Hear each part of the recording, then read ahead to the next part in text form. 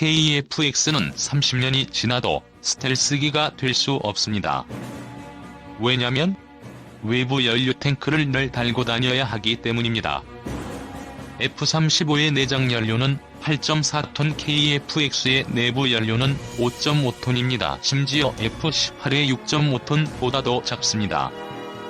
외부 연료통 없이 독도까지 다녀올 수 있을지 의문입니다. 북한 침투는 더더욱이 힘들 거라 생각됩니다. 굳이 말하자면 외부 연료통 없이 아주 잠깐 스텔스기가 될 수 있지만 곧 착륙해야 해서 실존적 의미에서 스텔스기로 활용하기 어렵다 생각합니다. 국지 방어용 유격기로 사용할 게 아니면 스텔스기가 아닙니다. 높은 분들도 KF-X를 스텔스기라고 한 적 없는 것 같은데 언론과 유튜브에서만 스텔스기라고. 국뽕. 개발하면서 얻은 성과나 기술도 많겠지만 올가을 시험 비행만 끝내고 플랜 B를 찾아봐야 하지 않을까요? 우리가 개발 중인 KF-X용 AESA 레이더의 개발 완료 소식을 축하하며 약간 흥미로운 내용이 있어 회원님들과 공유하고자 합니다. 아시다시피 현재 인도 공군은 테자스 개발과 함께 라팔 도입을 추진 중인데요. 우리와 비슷하게 늘 AESA 레이더와 공대공 무장이 고민거리죠. 자체 독자 개발 레이더와 공대공 무장이 없는 대부분 국가 공군들의 숙명이랄까요?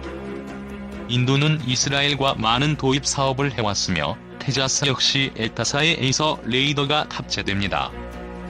재밌는 건 도입할 라팔에도 저렴한 가격을 이유로 달레스의 RB2 대신 이스라엘 엘타사의 레이더를 탑재하겠다고 협의 중인 것 같은데요. 어떻게 되는지는 지켜봐야겠지만 여기에 한 가지 특이한 점이 발견됩니다.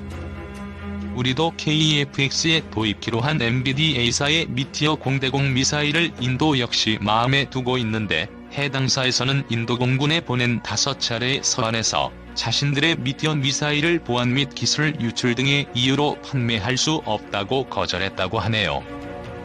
따라서 선택지가 더비 미사일 장착으로 되는데 이를 인도 밀매들은 매우 아쉬워하면서도 왜 그럼 한국의 KF-X에는 판매하느냐 하고 볼멘 소리가 나오고 있습니다. 제 생각엔 해당사에서 차라리 인도에서 자체 개발한 우탐 레이더에는 추후 완성되면 미사일을 제공할 수 있다는 소리도 있는 걸 보면 이스라엘제 레이더에는 기술 유출 등의 이유로 꺼려하나 봅니다. 아니면 무슨 특별한 다른 이유라도 있을까요? 아무튼 이런저런 더럽고 치사한 눈치 봐야 하는 상황 보면서 우리가 어렵사리 개발해낸 에이서 레이더가 너무 기특하고 자랑스럽네요. 이제 크프스 나오면 공대공 무장까지 우리 것이 완성되겠죠. KF-X의 스펙에 대해서 많은 의문과 우려가 제기되어 왔지만 특히 내부 무장창의 크기가 최근 들어 자주 문제 제기되는 듯합니다. 저도 참 안타까운데요. 욕심을 더 내서 크기를 키웠으면 좋았을 거라 생각하긴 하지만 KF-X의 내부 무장창을 도대체 무슨 생각으로 저렇게 했을까 생각해봐도 ADD와 공군이 임무 능력과 개발 위험 부담 사이에서 절충안으로 확정한 것이라는 결론만 나왔습니다. KF-X는 공대지 임무를 가정하고 설계한 스텔스 전투기가 아닙니다. ATF가 그러했듯 현대 전투기 개발 역사에서는 우선시되는 능력이 공중전 수행, 공중장악 능력입니다. KF-X의 형상이 F-22와 유사한 것은 F-22가 공격적인 성능 검증을 마쳤기 때문에 개발 위험 부담이 적다고 보았을 수 있고 높은 추중비 역시 KF-X가 기동성을 중시한 것이라고 볼 수 있는 점입니다. KF-X에 500파운드 탄 2발 탑재하고 무슨 폭격 임무를 수행하느냐고 문제제기하는 분들 많이 계시지요? 반대로 생각하면 답이 딱 나오지요. KF-X로 F-35E와 같은 방식의 종심 침투 폭격 임무를 수행시키지는 못한다는 겁니다. KF-X가 알려진 폭장량을 활용하여 공대지 임무를 수행하는 시점은 스텔스 성능이 불효한 제공권 완전 장악 이후의 시기에 유효하지만 내부 무장창을 확장하기 전까지는 종심 침투 폭격은 TF-타로 방공망의 사각지대를 통해 초저공 침투하는 방식을 지향하고 있습니다. 외부 무장을 하는 KF-X가 무슨 스텔스기냐라고 문제제기하는 분들 많이 계시지요? 내부 무장창은 도대체 뭐냐라고 되물을 분들을 위해 나름 고민해본 내용을 서술해봅니다. F-22가 폭격 임무를 위해 내부 무장창을 설계한 것이 아니듯 KF-X도 기체의 클린 상태의 형상을 볼 때 F-22의 설계사상을 상당히 참고했음을 유추 가능하고, 내부 무장창은 F-22처럼 기본적으로 수행할 제공 임무를 위해 필요한 수준으로 제한하였을 수 있습니다. KF-X가 공대공 미사일 4발을 내부 무장창에 탑재하는데 이게 임무에 투입될 수 없을 정도로 부족한 수량이었다면 공군에서 어떻게 해서든 내부 무장창을 키워달라고 요구했을 것입니다. 방공망이 완전히 일소되지 않은 정영공에서 공대공 미사일 4발은 적은 게 아닌가 싶지만, 스텔스 폭격기를 호위할 기체들의 기동성은 BVR이 대세인 지금도 중요합니다.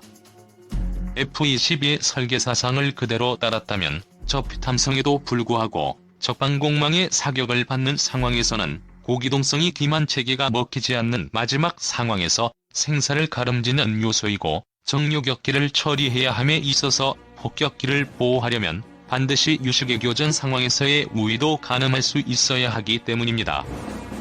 우리 군은 SEAD 데드가 수행되는 개전 첫날 적방공망 제압이 시작되기 전부터 침투 폭격 임무를 수행할 기체로 F-35E를 도입했습니다. F-35가 JDAM으로 500에서 2000파운드 폭탄을 투사하기 위해서 정영공이 진입할 때 호위할 기체에는 공대공 무장만 있으면 됩니다. 외부에 무언가를 달면 달수록 피탐성이 증가되고 교전 상황에서 생존성을 높이려면 당연한 일입니다. 미국이라면 F-35의 공대지 임무 호위를 위해 F-22나 공대공 무장을 한 F-35를 투입하면 되는데 우리는 F-35E 도입 수량이 제한되어 있지요. 대신 KF-X가 있습니다. 반미립 무장의 실증 여부를 건너뛰고 내부 무장창 운용 단계로 넘어가 보면 우리 공군의 F-35E가 수행할 공대지 임무 호위기는 KF-X가 적절하다는 뜻입니다. 애초에 5세대 기체는 제공 임무에 투입될 때 외장물을 아무것도 달지 않습니다. F-35조차 마찬가지고요. KF-X가 무장 능력을 자랑하려고 클린 상태의 형상보다 예정된 최대 복장, 최대 무장 상태로 외부에 이것저것 달고 있는 CG 위주로 공개된 탓에 KF-X는 스텔스기가 아니라고 거품무는 일반인들 KF-X의 엔진 추력이 F-22에 비해 형편없다는 것을 근거로 KF-X는 계륵 쓰레기라고 하는 반 KF-X 성향 밀매들이 많이 계신데요. KF-X도 내부 무장만으로 기본 임무가 수행 가능합니다.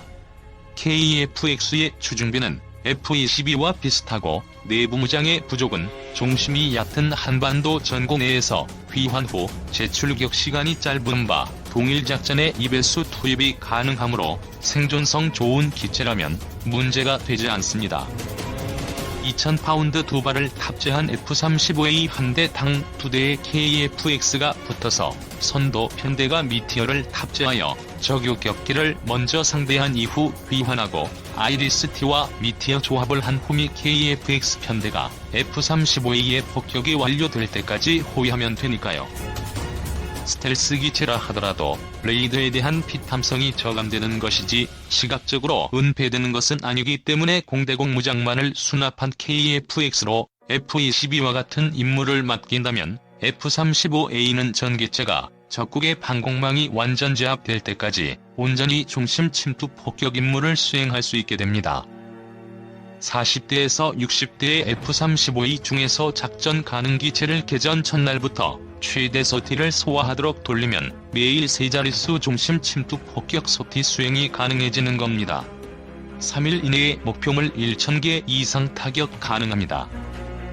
과거 목숨 걸고 F-4 조종사들이 수행했을, 그리고 F-35A 도입 전까지는 F-15K가 장거리 순항 미사일을 소진한 이후에 수행했을 중심 폭격 임무를 F-35A가 전담하고 그 호위 역할은 KF-X가 맡게 된다는 겁니다. 따라서 종전에는 SVAD-DEAD가 수행된 이후에 시작했을 종심 침투를 F-35A와 KEF-X 전력화 이후에는 SVAD-DEAD 수행과 동시에 즉 개전 즉시 수행하게 된다는 점을 보는 게 맞다고 봅니다. 애초에 KEF-X가 F-4와 같은 전략 폭격 임무기 대체를 위해 시작된 사업이 아님에도 아직도 논란이 되고 있는 내부 무장창 크기에 대한 문제 제기는 사업 자체를 다시 되짚으면 풀릴 수도 있습니다. KEF-X는 사업 논의 초창기에 F-16 수준의 체급의 비스텔스 전투기로 개발 방향이 제시되었습니다. F-16라는 표현도 그 막바지에 등장했고요. 막상 개념 연구와 탐색 개발 기간이 길어져서 변화된 안보 환경과 개발 역량 등으로 스텔스 형상 적용 및 대형화 요구가 안팎에서 이어졌고 목업이 공개되자 당초 예상을 모두 뛰어넘는 F-18이 F 수준의 크기로 개발됨을 확인하게 되었습니다. KEF-X가 다목적 전투기이지만 공개된 스텔스 형상과 항전, 내부 무장 능력으로는 미니 F-22라는 표현도 등장했는데 F-22는 다들 아시는 대로 공중우세 전투기의 개념을 가지고 개발된 기종입니다. 다목적성은 전력화 이후에 부여된 것이고 스텔스성을 기반으로 제공 임무를 수행하는 데에 있어서는 자타 공인 적수가 없는 기종이지요. KEF-X가 단순히 모양만 비슷하다기엔 알아서 F-22의 염가 버전을 만든 것처럼 내부 무장만 탑재하고 임무 수행함에 있어서는 임무 영역도 비슷합니다. 즉, 스텔스성을 기반으로 하는 임무에서는 F-22와 같은 제공 임무기라는 겁니다. 태생적으로 말입니다. 내부 무장창의 크기 문제는 그 이후에 본격적으로 불거진 부분이지만 개발 주체 입장에서 생각해봅시다. 공군은 KEF-X 지연으로 인해 전투기 부족이 심각한 상태에 빠져들고 있었고 ADD와 카이는 요구 성능이 상향될수록 개발 난이도에 대한 부담감을 가지고 있었단 말입니다. 그에 더해서 스텔스 형상의 전투기도 처음, 일선 전투기 개발도 처음인 입장인데 개발 리스크를 최소화하고 예상 성능을 절충하는 방향으로 사업을 진행하는 게 잘못되었다 할 수 있을까요? 잘못되었다 말하려면 치명적인 성능적 결함이 있어야 합니다. 그러나 F-5 계열기가 일임하던 제공 전투기로서의 역할은 충분히 기대할 수 있는 수준으로 사업이 진행되고 있으며 내부 무장창의 공대공 무장량이 F-22에 비하면야 부족하지만 애초에 KEF-X가 F-22나 F-35를 도입해야 가능할 임무에 투입 가능한 수준으로 나오는 걸로도 감지덕지하는 것은 자기비하적인 걸까요? FA-50도 고등훈련기인 T-50의 파생형일 뿐이고 처음으로 국산 전투기를 개발하는데 F-22와 같은 작전 성능의 기치를 확보하지 못하면 사업 접어야 된다는 분 계신가요? 정리하자면 KEF-X는 처음부터 대한민국의 초일선 전투기 5세대를 지향하는 전투기를 설계함에 있어 형상 제어에서 리스크를 감수할 수 없었던 ADD와 공군이 형상을 현재 알려진 바대로 확정한 이유를 현재까지 공개된 정보를 토대로 유추할 때 다음과 같습니다. KEF-X가 불러기까지는 침투 폭격기로서의 역할보다 공대공 제압 기체로서의 역할에 충실하는 것을 목표로 사업을 기획하고 진행했다고 이해한다. KEF-X의 내부 무장창 적용 이후의 기대작전 성능은 한반도 전구 내에서는 KEF-X가 적방공망이 생존해 있는 동안 F-35를 호위하는 F-22의 역할을 수행할 수 있도록 설계되었다. F-22와 KEF-X의 작전 능력이 동일하다는 게 아닙니다. KEF-X의 임무 영역이 F-22 임무 영역과 크게 겹친다는 겁니다. 빡대가리 여부가 여기서 갈리는 것 같네요. 공군은 현재 F-15K로 적중심에 정밀 타격을 가할 장거리 순항 미사일을 운영할 수 있도록 준비해두고 있습니다. 그러나 적선국, 잠재적 성국의 요타격 목표에 숫자가 많고 비싼 장거리 순항 미사일만으로 모든 임무를 종심 폭격 수요를 충당하는 것은 비효율적입니다. F-35E를 도입한 김에 저렴한 JDAM으로 종심 폭격 수요 대부분을 일임한다고 가정합시다. 각 기종별 비행시간당 유지비. 우리 공군의 해당 기종별 현재 CPF-H는 알 수가 없는 바 참고삼아 갖다 붙입니다. F-35A는 군수 지원과 정비 효율화에 따라 연간 3%씩 감소할 것이라고 하였으니 19년도에는 38,000달러 언저리겠지만 일단 그런가 보다 하고 넘어갑시다.